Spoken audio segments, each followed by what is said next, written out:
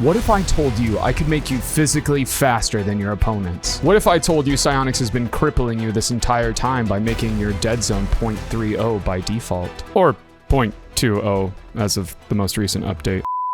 Some people go hundreds of hours before they even touch their dead zone settings. Usually people start off with their camera settings or their keybinds, which I've done videos covering both of those topics already. And meanwhile, the dead zone settings look kind of unimportant at first glance. However, almost every single pro player has non-default dead zone settings. So what makes these settings so important?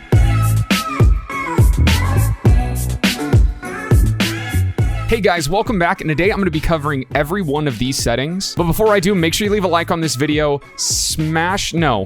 lightly stimulate that subscribe button. Man, that sounded inappropriate. So the first setting on our list is steering sensitivity. And I'm going to kind of talk about steering sensitivity and aerial sensitivity as one because they function much in the same way. So sensitivity and dead zone are related, but they're not the same thing. And to kind of illustrate how the concept works, I'm going to use my controller overlay and the dead zone visualizer created by Rocket Science. So this little ball in the center of this red square represents your analog stick, and the red square represents your dead zone. I'm going to get into dead zone and what that is more specifically later, but dead zone is how far you have to move your analog stick before it registers as an in-game movement. As you can see here, I'm steering to the left. And so all of this is dead space that is not going to register in-game. So now what sensitivity does, it controls how fast you accelerate in those directions. A higher sensitivity means you have to move the stick less for the same amount of steering, but it also makes it harder to make small adjustments because you go through your range of motion quicker. At the highest setting of 10, it's like flipping on a light switch. You go from not moving in that direction to moving in that direction as fast as possible. It's easiest just to see by moving your wheels on the ground. It becomes physically impossible to get just a slight turn.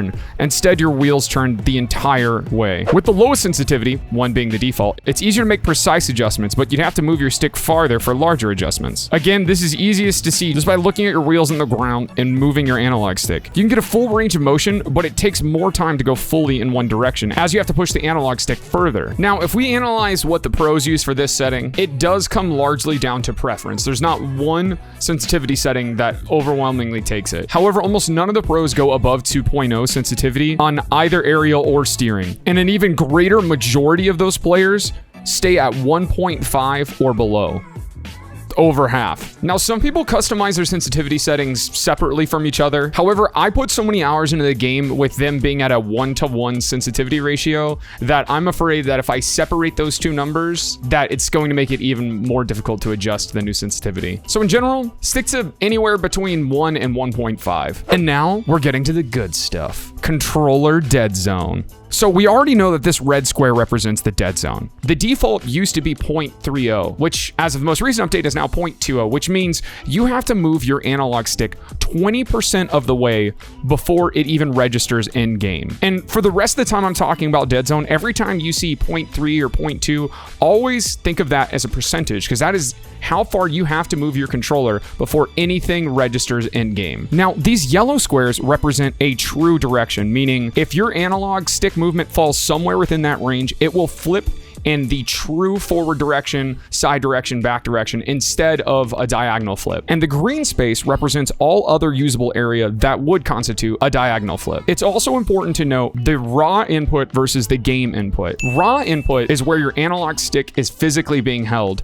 and the game input is how the game processes it. And because of the difference of the dead zone, they are not one and the same. Your car does not move exactly where it should based on where you move your analog stick. But this gets better the lower the dead zone you have. At its highest setting of 0.75, which the visualizer won't even go that high, so just imagine the dead zone even bigger than that. Several problems start to occur, and some of them get better as you lower your dead zone, but some of them exist even if you have your dead zone at its lowest possible setting. The first problem is that you have to move your stick 75% of the way to a direction before the game even recognizes a movement. No matter how quickly you move your analog stick, that is going to create a real world delay that is going to make you slower than your opponent. This becomes especially noticeable when you're moving from full left to full right, because you're essentially doubling the amount of dead zone. The second problem you get with a higher dead zone is the narrowing of your range of acceleration in a direction. Because 75% of your space is wasted, your analog stick only has 25% of its real-world physical range to cram in all the degrees of movement it has. So it becomes a lot like having your sensitivity settings too high, where moving towards one direction is either fully on or off. Theoretically, you can still steer in all directions, but it becomes harder to do so because your range is compressed. So your movements will start to look choppier because you are immediately going to your fullest range. The third problem that arises from having a high dead zone is that the yellow square true direction sections become so large that they compress the range in which you can diagonally flip, meaning that the raw input you hold the analog stick at and the angle that the game processes become further and further from each other, making it harder to get the desired angle of your diagonal flip. So basically, it becomes harder to flip accurately diagonally because it doesn't make sense that your car would flip in that direction because you weren't even holding your analog stick in that direction, which if you've ever had that happen is very frustrating. The last and most severe problem that arises from having a too high of a dead zone is the loss of diagonal movement. At its highest setting, you actually lose the ability to turn diagonally at all. It can literally only operate from left to right and up to down, which again, the visualizer won't even show you 0.75, but this is 0.75 dead zone. Diagonal air rolls stop working. Can literally only operate within those yellow squares. The more you lower your dead zone below 0.75, the more diagonal movement range and top speed you get back. And it continues to scale down all the way to 0. 0.2, we've got some better diagonal movement range.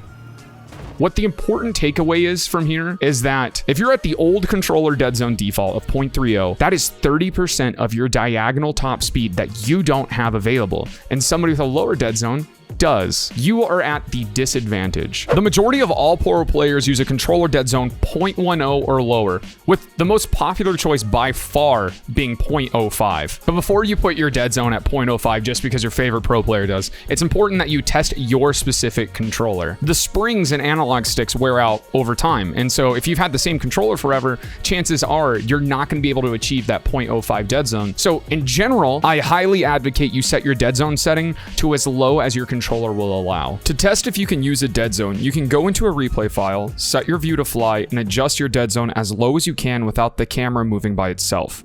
If the camera starts walking away on its own, then you've gone too low.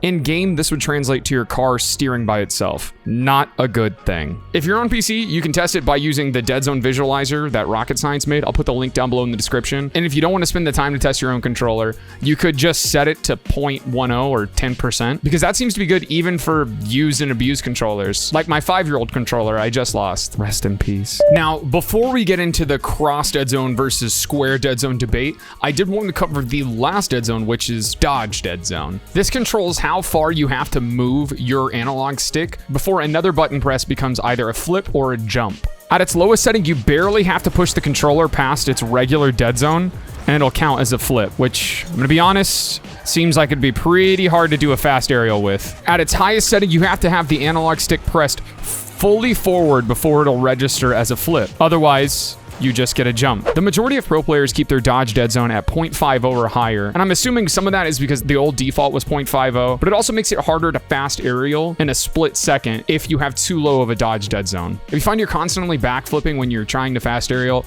up your dodge dead zone or just get good. And if you find you're accidentally jumping all the time, lower your dodge dead zone. But honestly, 0.8 isn't a bad place for your dodge dead zone to be. This is probably the best default setting Psyonix has. And let me know if you found this video useful down below in the comments. Leave a like on the video, subscribe to the channel if you are new. At the time of recording, we're at 5,700 subscribers, and I just wanted to say thank you to all of you guys that are in my notification squad. And make sure you stop by the live stream. I stream 6 days a week over on Twitch. Details down below in the description, and I'll see you guys next time.